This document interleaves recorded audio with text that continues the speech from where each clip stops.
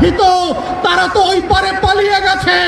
নতুন বাংলাদেশ সাহসী শহীদদের জন্য, আবু সাইদ মুগ্ধের জন্য, যারা বিচারকে নিজের শাহাদাতের সম্মাননা আকারে নিয়ে এই ফয়সালা করবে, যেটা আপনারা করতে পারছেন না, দালালি করছেন।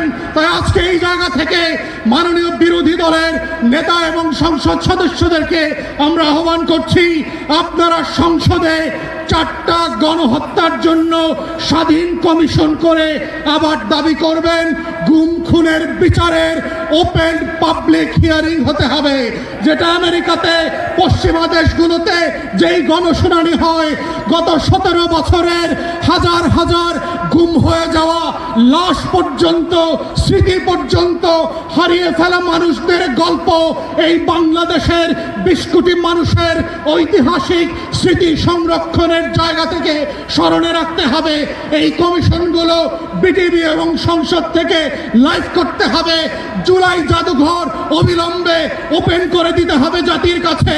জুলাই স্মৃতি শহীদ স্মৃতি ফাউন্ডেশন, তার কর্মকর্তা কর্মচারীরা গত 4 মাস ধরে বেতন পায় না।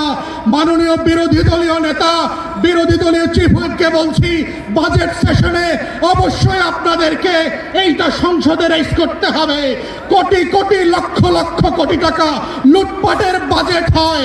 আমার 24-এর শহীদদেরকে নিয়ে যে ফাউন্ডেশন কাজ করছে, তারা 4 মাস ধরে বেতন পায় না।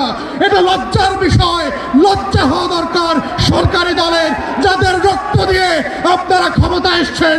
আমরা সেই দিন বদলের রাজনীতি করতে চাই। মাথায় রাখবেন, বিমান কিন্তু সকল প্যাসেঞ্জারের জন্যই টিকিট কেটে দেয়। মনে রাখবেন, শুধু একটা ফ্লাইট চলে গেছে বলে নতুন কোনো ফ্লাইট হবে না, সেই দিন কিন্তু হবে না। আপনারা ভুল করবেন, আপনাদের জন্যও আবার বিমান রেডি করা হবে জনগণের টাকা এবং রক্তে। যদি সেই দিনটা না চান, বাংলাদেশে রক্তের শাহাদাতের উপরে দাঁড়িয়ে গণ অভ্যুত্থানের আমলনামার উপরে ভিত্তি করে বাংলাদেশ পরিচালনা করবেন।